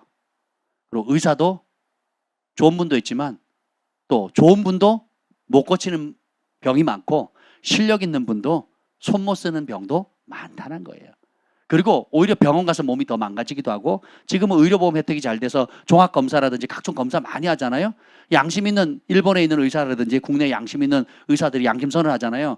너무 검사 받지 말라고. 특히 그 방사선 치료받는 CT나 뭐 MRI나 뭐 기타 뭐 여러 가지 거 불필요하게 그리고 위장 뭐 위내시경부터 시작해가지고 뭐 온갖 것들 예 특별한 이상 없으면 받지 말라는 거죠. 그리고 그 암 전문 환자 암 전문의 세계적으로 유명한 분이 얘기를 했어요. 노년에 70 이상 넘어가면 암 검진 받지 말래요. 왜 그러냐면 예, 그분 얘기예요. 그분은 믿는 분인지 안 믿는지 모르겠어요. 대부분의 일반적인 사람들은 노화되면 자연스럽게 종양이라든지 또 그 암이 될 수 있는 가능성이 있는 여러 가지 그런 것들이 몸 안에 있다는 거죠. 근데 대부분의 사람들이 그냥 안고 살다가 모르고 살다가 그냥 저 사람 8순 사셨네, 9순 사셨네, 100세까지 사셨네, 그러고 돌아가신다는 거예요. 근데 그걸 지나치게 염려하고 걱정해서 병원 가서 계속 정기 검사를 해서 발견하는 순간 어떻게 해요? 70세부터 어떻게 돼요? 그분이 80을 살지 90을 살지 모르는데 70에 발견하면 어떻게 돼요? 병원에 들어가야 돼요. 그리고 항암 치료를 받아야 돼요. 온갖 검사, 재정, 시간, 가족이 다 묶여버립니다. 그리고 그 사람이 피 뽑죠. 막 온갖 어려움을 당합니다. 그리고 고통받죠. 가족들도 함께 고통당하죠. 그리고 염려, 근심이 더 막 그래서 건강하게 맛있게 그리고 바깥에 마음껏 돌아다니면서 남은 시간을 살아갈 수 있음에도 불구하고 병원에 갇혀가지고 어떻게 해요? 들어가는 그 순간부터 나오는 그 순간까지 볼모로 잡혀 있는 거예요. 그리고 하나님 주신 그 사명의 길이라든지 인생의 남은 가족들과의 행복이라든지 이런 걸 많이 놓친다는 거예요. 그렇게 하지 말아야 될 수많은 사람들이 그런 지나친 염려와 걱정 때문에 오히려 자기 인생을 노후를 망가뜨린다는 거예요. 의사 얘기.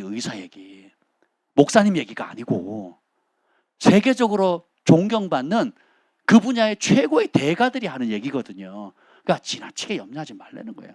아니 때가 되면 죽어야죠. 여러분 200세 300세 사실래요? 네. 하나님 정하셨잖아요. 그것도 70 강건한 80 그리고 하나님 최대 수명 120세로 정해놓으셨잖아요.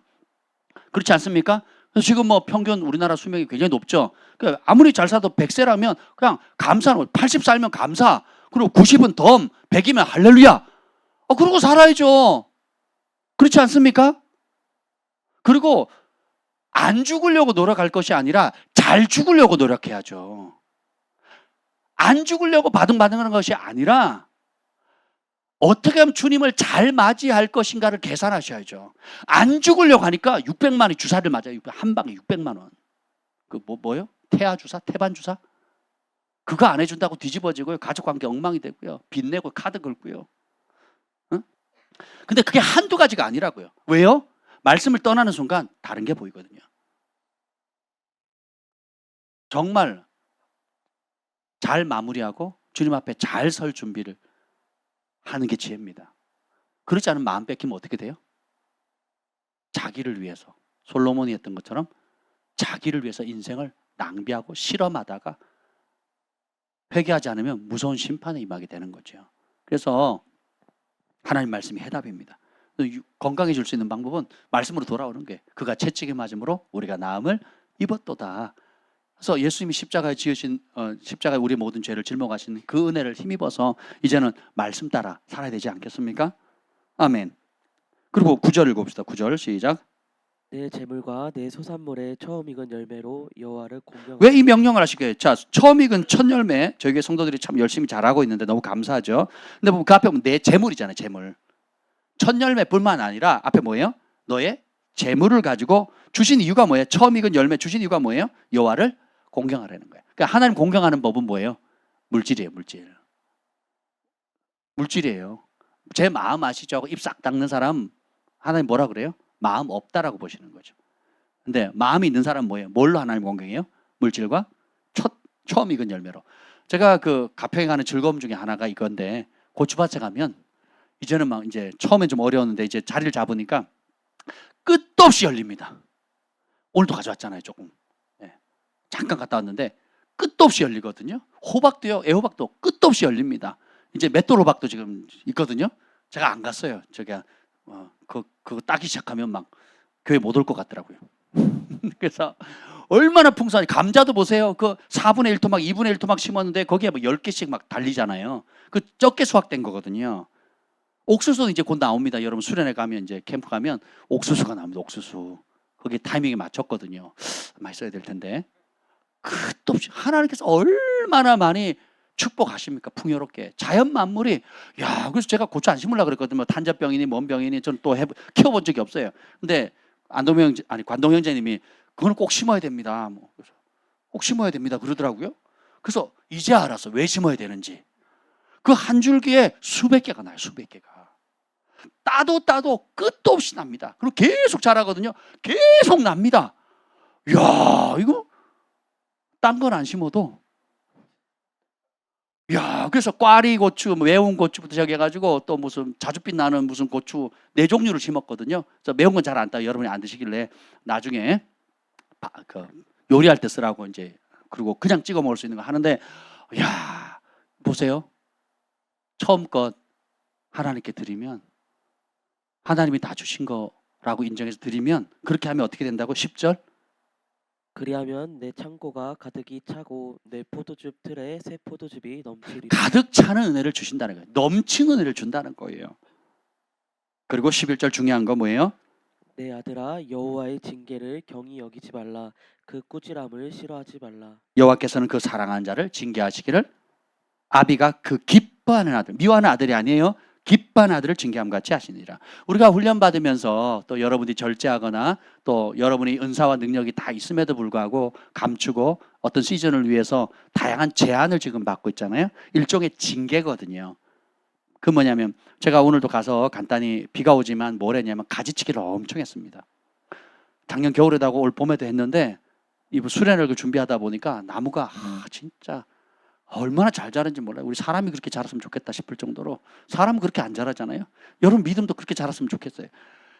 진짜 우리 사람은 안 자라는데 이 나무들은, 풀과 나무는 얼마나 자라는지 열심히 쳤거든요. 막 물건을 못 들죠. 제가 이러고 있더라고요. 손을 이러고 있더라고요. 옆집 사장님이 지나가더니 그만하세요 목사님, 다쳐요, 힘들어요, 막 그러더라고요. 예, 제가 이러고 있더라고요. 비 오는데 하도 이걸 해가지고. 근데 기도를 하는 거야. 가지치기를 하는데, 나무도 가지치기를 하니까 완전히 다른 존재가 되더라고요. 우리가 욕심을 내서 많이 키우고 잎도 무성하고 뭔가 하면 멋있을 것 같은데 실제로 안 그렇거든요. 가지치기를, 나무를 보면 밑동에 있는 모든 장가지는 다 쳤거든요. 얼마나 세련되고 멋있고 깔끔한지 몰라요. 우리 소망이 어머니께서 커트를 해줬는데 얼마나 이쁜지. 네, 시원하죠 여름에. 그죠?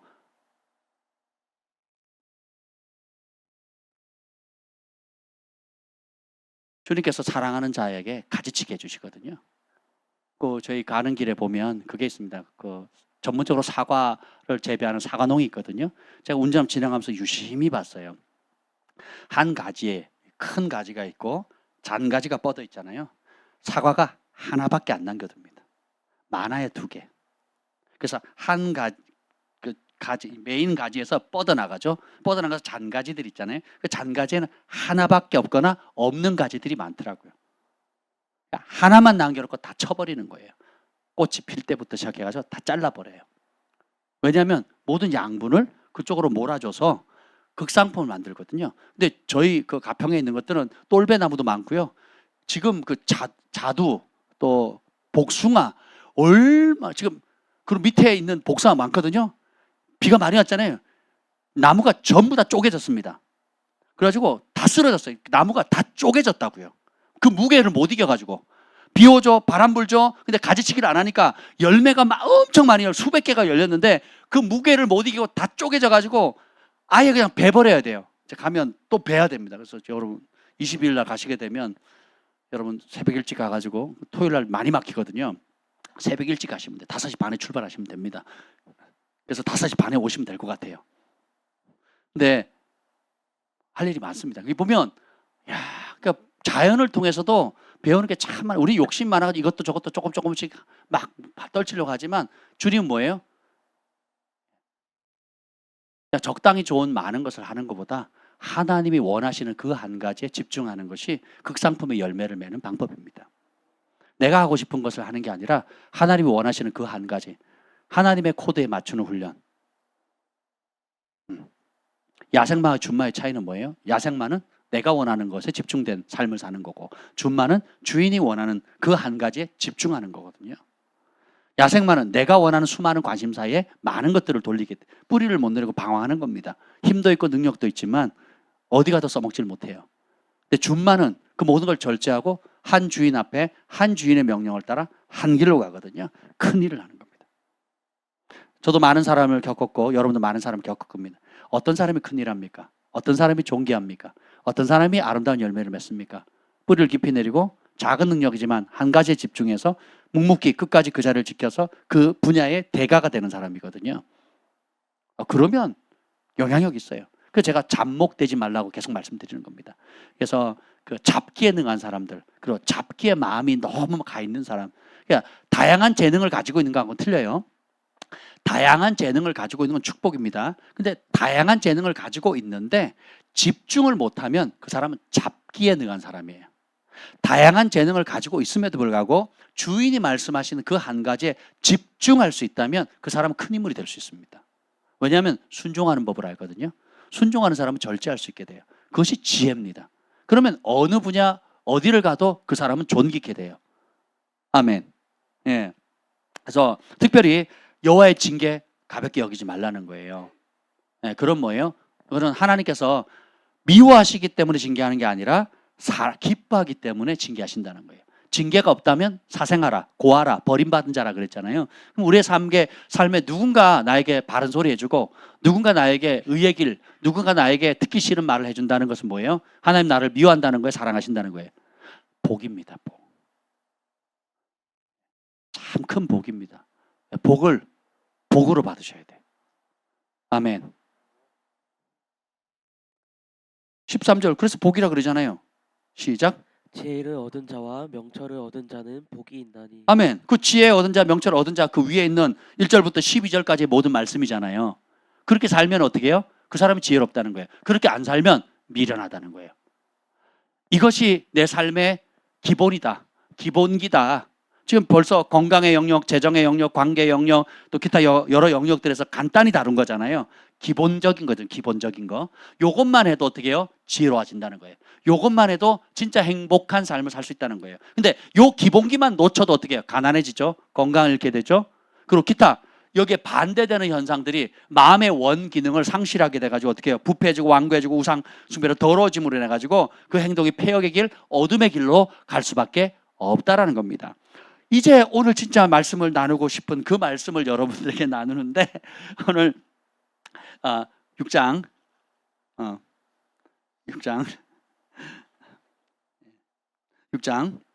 20절 21절에 보면 자 아베 명령을 마음에 새기면 항상 목에 매면 어떻게 되느냐. 22절 시작. 그것이 내가 다닐 때에 너를 인도하며 내가 잘 때에 너를 보호하며 내가 깰 때에 너와 더불어 말하리니. 삶의 주가 중요한 세 가지 오늘 하루의 일상을 나눕니다. 뭐냐면 깰 때, 잘 때, 그 다음에 다닐 때. 그죠? 다닐 때, 그 다음에 잘 때, 잤으면 어떻게 깨야죠. 깼으면 어떻게 다녀야 되죠. 그러니까 깰 때, 잘 때, 깰 때, 다닐 때.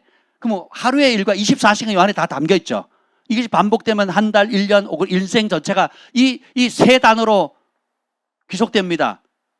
깰 때, 다닐 때, 잘 때. 깰 때, 다닐 때, 잘 때. 요때 어떤 현상이 생겨요? 여러분이 하나님의 말씀을 마음판에 새기면 어떻게 됩니까? 그가 너를 인도한다는 거예요. 우리가 깨어서 다니는 모든 영역에 스스로 지혜롭게 여기지 말고 범사에 그를 인정하면 그가 지도하신다 그랬죠. 그 말씀 그대로 인도함을 받아요. 그리고 잘 때에 보호해 주시죠. 잠 못 자는 사람 참 많습니다. 우울증에, 불면증에. 그리고 낮에 자고 억지로 자고 밤에 막 활동하는 이상한 사람들 많죠. 예, 그러니까 하나님께서 밤에서도 밤의 두려움, 밤이라는 게 여러 실제적인 시간적인 의미도 있지만 내면적인 또 영적인 여러 가지 의미로 포함되어 있죠. 그래서 주님이 뭐 하신대요? 보호하신다는 거죠. 그리고 내가 깰 때에 너와 더불어 말씀하신다는 거예요. 더불어 말씀하신다는 거예요. 이게 정말 귀한 말씀입니다. 오늘 이거를 잠언 2장을 보죠. 잠언 2장 23절. 잠언 2장 23절 볼게요. 잠언 2장 23절 시작. 1장 23절이에요. 1장 23절 시작. 나의 책망을 듣고 돌이키라. 보라, 내가 나의 영을 너희에게 부어주며 내 말을 너희에게 보이리라. 아멘. 여기 보면 나의 책망, 하나님 말씀이잖아요. 하나님 말씀에 두 가지, 교훈과 책망이라고 그랬잖아요. 교훈과 책망과 바르게 함과 의로 교육하기에 유익하다 그랬죠. 하나님 말씀은. 가장 큰 두 양대 기둥이 뭐예요? 모든 교훈, 모든 책망이에요. 근데 특별히 책망을 듣고 돌이키면 주님께서 주시는 특별한 은혜가 있어요. 성경에서 특히 구약에서는 보라, 신약에서도 보라 그러면요 신적인 언어입니다. 이거는 초 집중해야 되는 단어예요. 하나님이 직접 주시는 말씀이에요. 그래서 여러분 성경 읽다가 보라라는 단어를 보면 초 집중해야 되고 화 있을진저 그러면 정말 두려워하셔야 돼요. 이해가 되셨죠? 이건 보라 그러면 엄청난 축복이라는 거예요. 하나님께서 직접 주시는 어마무시한, 그러니까 이건 절대 놓치면 안 된다. 이건 정말 중요하다. 별표 300개, 3000개, 30,000개. 시험에 꼭 나오는 문제. 이거 놓치면 바보.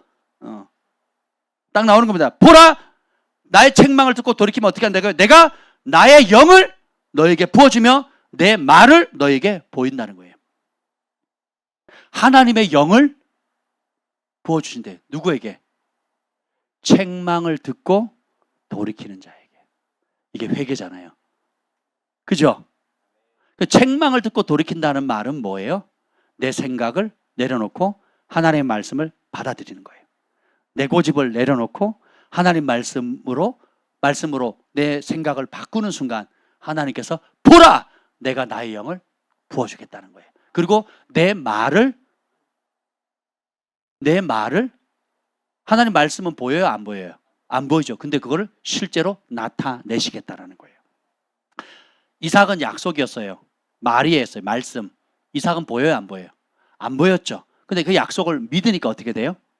현실로 1년 만에 잉태가 되고 애가 출산해서 이삭이 태어나잖아요. 열국의 아비가 되리라는 말씀이죠. 그죠? 근데 순종했더니 어떻게 돼요? 그 말씀이 현실로 예수 그리스도 안에서 온 세계 열방이 주께로 아브라함의 자손이 되잖아요. 아멘. 하나님의 말씀이 역사하는 방식이 보이십니까? 그러면 우리가 이게 보여야 돼요. 보여야 말씀을 귀하게 여기고 말씀을 믿는 믿음이 얼마나 중요한 열쇠인지를 알게 돼요. 그리고 그 말씀을 단순히 아멘 한다고 되는 것이 아니라 그 말씀의 책망을 듣고 돌이켜야 돼요. 그러면 그것이 내 마음에 들어오는 것이 지혜고, 그리고 더 놀라운 것이 내가 다닐 때에는 인도하시고 잘 때는 보호하시고 깰 때는 말씀을 주신다는 거예요. 어떻게 하느냐? 어떤 사람이 다가올 때, 어떤 제안을 할 때에 말씀이 떠올라요. 근데 그 말씀이 하나님 말씀, 이 사람이 하는 제안과 이야기가 하나님 말씀과 일치하고 하나님을 기쁘시게 하는 계획이다라는 게 오면 내 영이 기뻐요. 그리고 동참하고 싶은 마음이 있고 함께 하고자 하는 마음이 생기죠. 확증이 온단 말이죠. 근데 내가 말씀을 사랑하지 않거나 말씀을 마음에 새기지 않으면 이 사람이 속이려고 왔고 나를 이용해 먹으려고 왔는데 나한테 도움을 주고 오는 것처럼 착각을 해요. 말씀이 안 떠올라요. 말씀이 안 떠오르니까 어떻게 해요? 나한테 선대하고 나한테 이익을 주고 여러분 쉽게 돈 버는 제안을 하는 사람들은 대부분 사기꾼이에요. 쉽게 돈 벌게 해주는 사람들의 제안은 대부분 사기꾼입니다. 그랬다면 다 부자 될게요. 너한테만 알려주는 거야 하고 다가오는 사람들은 대부분 사기꾼이거든요. 평소에 친하지도 않은데.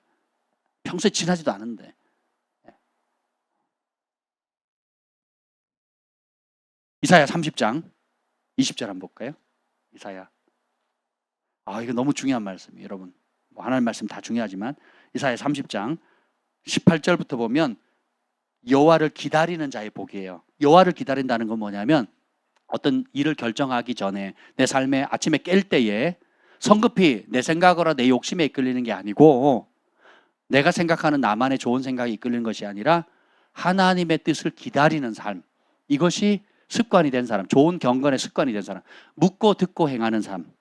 그리고 하나님 말씀에 확증한 후에 신중하게 접근한 후에 하나님 말씀이 두세 구절 이상 확증을 줄 때 움직이는 사람. 여호와를 기다리는 자에게 축복이 있어요. 18절 시작. 그러나 여호와께서 기다리시나니 이는 너희에게 은혜를 베풀려 하심이요 일어나시리니 이는 너희를 긍휼히 여기려 하심이라. 대저 여호와는 정의의 하나님이시라. 그를 기다리는 자마다 복이 있도다. 정의의 하나님께서 복을 주신대요. 누구에게? 기다리는 자에게. 우리는 대부분 뭐예요? 조급하거든요. 신뢰하는 사람은 흔들리지 않아요. 그럼 기다릴 수 있어요. 근데 신뢰가 깨진 사람, 그리고 믿음이 약한 사람은 조급합니다. 먼저 저지르고 수습해달라고 하거든요. 그 습관이 깨지셔야 돼요. 특히 물질에 관해서, 시간에 대해서, 결정에 관해서 이미 저질러 놓고 축복해달래요. 저희가 지도했던 사람 중에 집사님이 한 분 계셨는데 평생의 소원이 자기 그 가게를 하나 얻는 거였어요. 그래서 어느 날 백화점에 입점을 했고 가게를 얻었대요. 계약을 다 마쳤대요. 목사님 축하해달래요. 그래서 축하한다고. 근데 그 다음 주부터 자꾸 늦게 와요? 왜 그러시냐 그랬더니 주일날 오픈해야 된다는 거예요. 어떻게 오셨냐 그랬더니 그 다른 직원에게 맡기고 예배드리러 잠깐 왔다고 이렇게 얘기를 하는 거예요. 그러니까 제 마음이 확 무너지는 거예요. 아니 얼마나 가르쳤는데 우선순위에 대해서, 기본 예배에 관해서. 그리고 신앙생활을 처음 한 것도 아니에요. 다른 교회에서 오래 하신 집사님이시거든요. 그리고 방언하고 영적인 체험도 하고 하나님 사랑한다고 전부를 걸겠다고 했던 분이, 전부를 걸겠다 하는 분이 계약을 덩그러니 한 게, 그래놓고 이미 다 저질러 놓고는, 야, 뭐 어떡하라는 얘기예요? 어떡하라는 얘기. 여러분 직업이 여러분을 선택해요? 여러분이 직업을 선택해요? 이 말이 어려워요? 직업이 여러분을 선택해야 돼요? 여러분이 직업을 선택해야 돼요? 여러분이 일할 분량을 선택해야 돼요? 일할 분량이 여러분을 선택해야 돼요? 그 주도권을 누가 가지고 있어야 돼요? 내가 가지고 있어야죠. 그래서 책망하는 말씀을 딱 전하는 그 다음 주에 5가정이 나갔습니다. 그래서 제가 되게 씁쓸했어요. 안타까웠습니다. 또 반면에 감사했어요. 네. 하나님의 말씀을 전했을 때 반응이 오잖아요. 그러면 교회가, 개척교회가 절반이 나갔어요. 그럼 어떻게 되겠어요? 덩그러니 휑하니 남아있는 관동 형제는 얼마나 힘들었는데, 마음이. 그 자리 지켜주느라고. 근데 보세요. 핑계는 다 다른 거 됐죠. 근데 다 그런 사람들. 다 그런 사람. 주말에 돈벌이가 짭짤하거든요. 자기는 예배 드린다고 경건히 와가지고 종업원들 부리면서 돈 번다고 다른 사람들 일 시키고. 야, 네. 근데 보세요. 조급해서 그렇거든요. 이미 마음의 말씀을 버린 거예요. 말씀을 버리고 욕심을 쫓은 겁니다. 근데 이거는 연단 받으셔야 돼요. 연단 받으셔서, 따라붙다. 손해 볼 때 기적이 일어난다. 말씀 때문에 손해 볼 때 기적이 일어납니다. 성경은 모든 기적의 현장이 말씀 때문에 대가를 지불한 사람들의 역사입니다. 하나님 부르심, 하나님의 약속, 하나님의 말씀 때문에 다니엘과 그 세 친구도 그랬고, 불 속에 뛰어들 때, 다니엘 그 사자굴에 뛰어들 때, 목이 잘릴 때, 그리고 감옥에 들어갔을 때, 매를 맞았을 때, 집에 쫓겨났을 때, 기타 온갖 여러 가지 말씀으로 인한, 내 죄로 인한 게 아니에요. 말씀의 순종함으로 인해서 내가 대가를 지불할 때 하늘이 열립니다. 기적이, 은총이. 그 전에 없던 차원의 권위와 전에 없던 차원의 은총이 그때 열리거든요. 이게 하나님의 방법이세요. 이게 하나님의 공입니다. 근데 여호와를 기다리는 자에게 어떤 복을 주시느냐? 20절, 21절. 이사야 30장 20절, 21절. 그 2절에 보면 내게 은혜를 베푸시고 응답하신다는 약속을 주는데 어떤 복을 주시냐? 20절, 21절 별표 300개 읽어봅시다. 시작. 주께서 너희에게 환난의 떡과 고생의 물을 주시니. 이 말은 듣고 싶지 않아요. 그죠? 고생의, 환난의 떡과 고생의 물.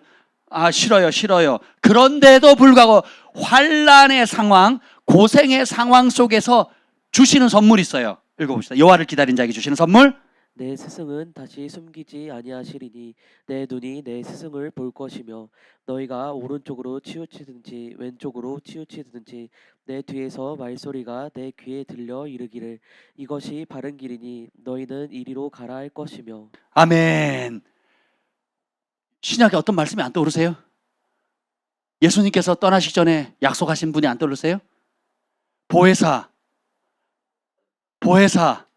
그가 너에게 모든 것을 가르쳐 주시리니. 자, 여기 보면 너희 스승이 나오죠. 뜬금없는 스승이 나와요. 스승이 다시는 숨지 않겠다. 스승은 가르치는 자잖아요. 제자에게 학생이 가르치는 자죠. 내 눈이 스승을 직접 볼 것이라는 거예요. 그러면서 그 스승이 하는 말이 뭐예요? 네가 가다가 여호와를 기다리고 말씀대로 가다가 오른쪽으로 삐끗 치우칠라 그러면 어떻게 해요? 뒤에서 말소리가 난대요. 뒤에서 말소리가 나기를 야, 치우쳤다. 요게 바른 길이야. 틀어. 왼쪽으로 가는데 뭔가 잘못됐다? 그럼 뒤에서 말소리가 난다는 거예요.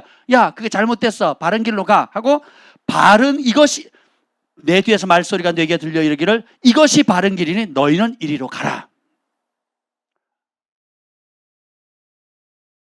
하나님의 말씀을 마음에 새긴 사람, 그리고 책망을 들을 때 돌이키는 사람에게 주시는 은혜입니다. 근데 보세요. 내가 원하는 소리를 들려주지 않는다는 거. 이것이 바른 길이니 하나님 보시기에 바른 길로 인도하신다는 거예요. 여러분, 작은 차이인데 엄청 틀려요. 우리는 본성상 내가 원하는 길을 들려주실 거라고 기대하죠. 그리고 내가 원하는 길에 대한 응답을 받고 싶어 해요. 근데 우리 안에 계신 보혜사, 그리고 우리에게 부어주신 책망을 듣고 돌이키는 자에게 부어주신 하나님의 영은 내 편이 아니에요.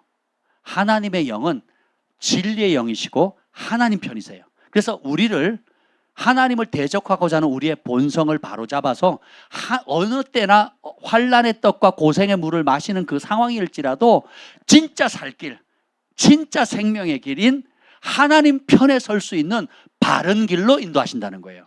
그럼 우리가 평소에 진리의 사랑을 입는 것을 즐거워해야 됩니다. 실수할 수 있고 연약할 수 있고 때때로 넘어질 수도 있고 범죄할 수도 있어요. 그렇다 할지라도 넘어진 것에서 포기하면 아무것도 아니지만 넘어진 그 상황에서도 내가 진리의 길을 사랑합니다. 생명의 길을 보여주십시오. 의의 길, 지혜의 길, 인자와 진리의 길을 내게 보여주십시오. 그럼 내가 그 길을 가겠습니다 하면 뒤에서 들린다는 거예요.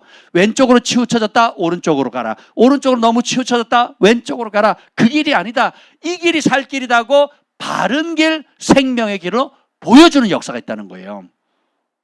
그래서 아무리 기도를 많이 해도 엉뚱한 거 듣는 사람은 그 마음이 진리를 사랑하는 마음이 없기 때문에. 김 목사님 얘기했잖아요. 3가지 미혹된 눈 얘기했죠. 우상숭배, 이단의 영, 권위자에 대한 상처라 그랬잖아요. 그죠? 우상숭배하면 눈이 멀어지고 권위자에 대한 그 거역의 영이 있으면 그 미움이잖아요. 미움. 용서하지 않으면 눈이 멀어지고 그 다음에 그걸 방치시키면 이단의 영이 오거든요. 그러니까 미혹을 사랑하게 돼요. 그럼 어떻게 돼요? 내가 이 3가지의 특징은 뭐냐면 진리를 사랑하지 않아요. 내가 원하는 길로 이끌어 달라는 거예요. 지도자를 왜 거역합니까? 지도자가 내가 원하는 길과는 다른 걸 원하니까 싫다는 거죠. 나는 이거 하고 싶은데 못하게 하고 나는 이게 싫은데 하라는 거죠. 그러니까 거역하는 거예요. 그러니까 눈이 반복되면 눈이 어두워지는 거거든요. 이단의 영은 뭐예요? 이단은 나중에 합시다. 그리고 두 번째가 뭐라 그랬죠? 하나 빠진 거. 우상숭배. 우상숭배의 가장 큰 특징은 뭐예요? 알라딘의 램프잖아요. 우상숭배는 알라딘의 램프예요. 소원 3가지만 말해. 무조건 들어줘요. 묻지도 따지지도 않고 다 들어줘요. 모든 우상은 다 그렇다. 묻지도 않고 따지지도 않고 다 들어준다는 거예요. 우리의 인생은 내가 원하는 것을 성취하는 삶이 아니고 진리 편에 서는 거예요. 주님이 말씀하신 살 길, 말씀이 해답이고 그리고 순종이 살 길입니다. 말씀에 모든 해답이 있어요. 그리고 해답이 있다 할지라도 그것을 내 것으로 누릴 수 있는 유일한 길은 순종하는 겁니다. 근데 요한복음 14장에 보혜사 성령께서 우리를 도우시잖아요.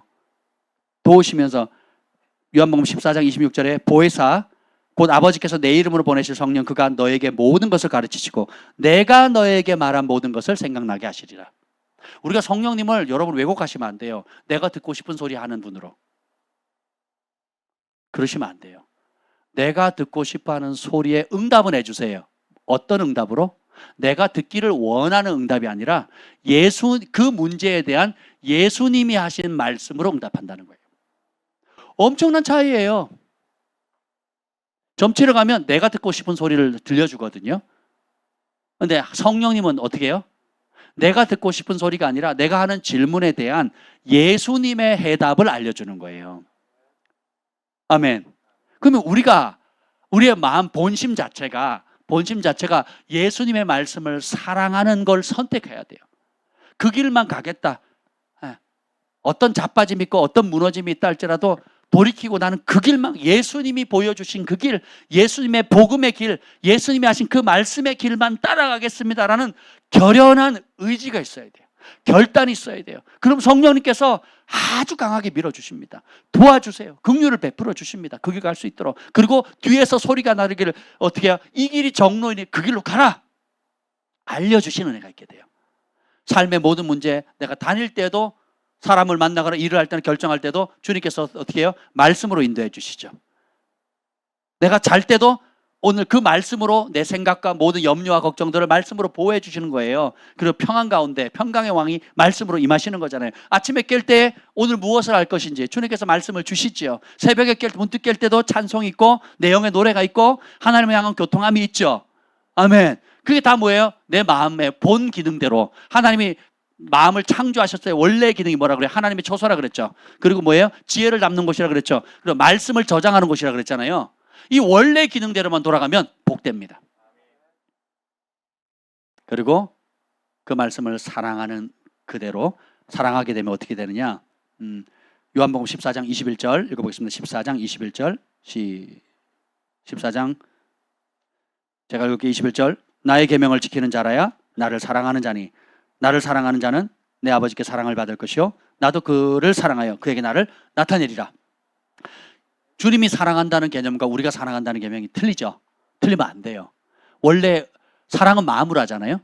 근데 주님이 기대하는 마음은 이 마음, 우리의 마음 가운데 무엇으로 채우는 거예요? 예수님의 계명으로 채우는 거예요. 예수님의 말씀으로 채우는 겁니다. 그럼 어떤 복을 주느냐? 20절 시작. 그날에는 내가 아버지 안에 너희가 내 안에 내가 너희 안에 있는 것을 너희가 알리라. 이보다 큰 축복은 없습니다. 이보다 큰 축복은 없어요.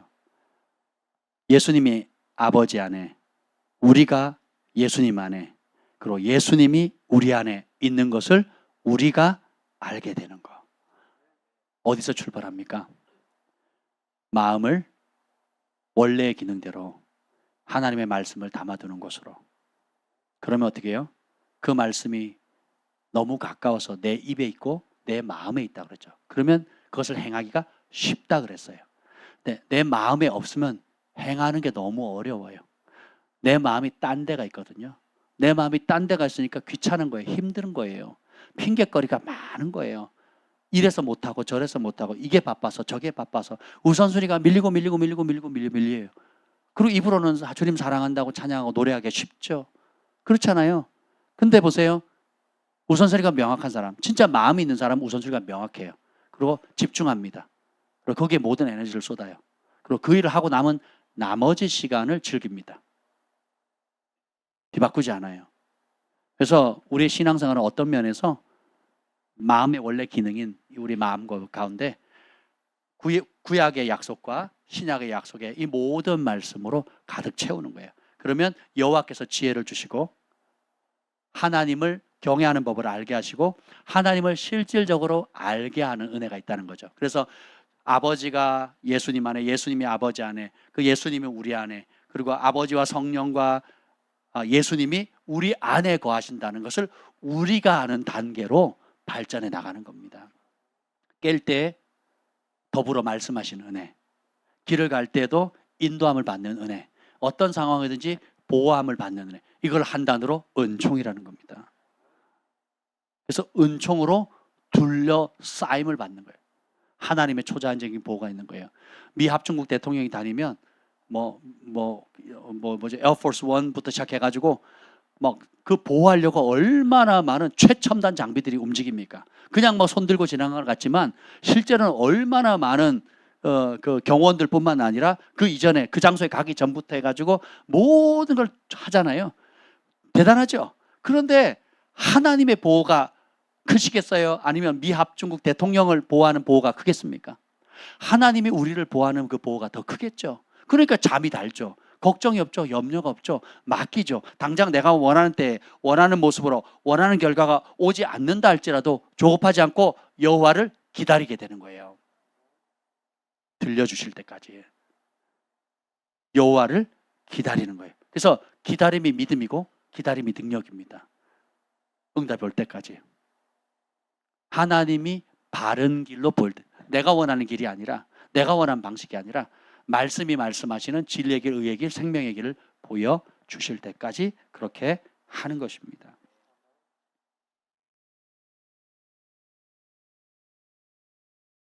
그러면 주님께서 우리를 인도하시고 보호하시고 날마다 더불어 말씀하시는 친밀함의 자리로 우리를 초청하십니다. 이 밤에 우리가 함께 또 오늘 주신 말씀을 붙잡고 하나님, 내 마음이 원래의 기능으로 돌이키게 하여 주옵소서. 내 마음은 걱정과 염려와 두려움으로 채우는 공간이 아니에요. 내 마음은 하나님의 말씀으로 채우는 저장소예요. 그리고 그러면 말씀으로 채우는 만큼 하늘의 지혜가 임합니다. 그리고 그것을 순종하는 만큼 하나님을 알아가게 돼요. 그래서 책 속의 하나님이 아니라 나와 교제하시는 하나님, 나와 말씀하시는 하나님, 내 안에 계신 하나님, 내 안에 살아 역사하시는, 인도하시고 보호하시고 친밀하게 말씀하시는 분으로 여러분들이 더 깊이 주님을 닮아가는 은혜가 있기를 예수님으로 축복합니다. 아멘. 우리 두 손을 들고 우리 주의 이름을 부르짖고 기도하겠습니다.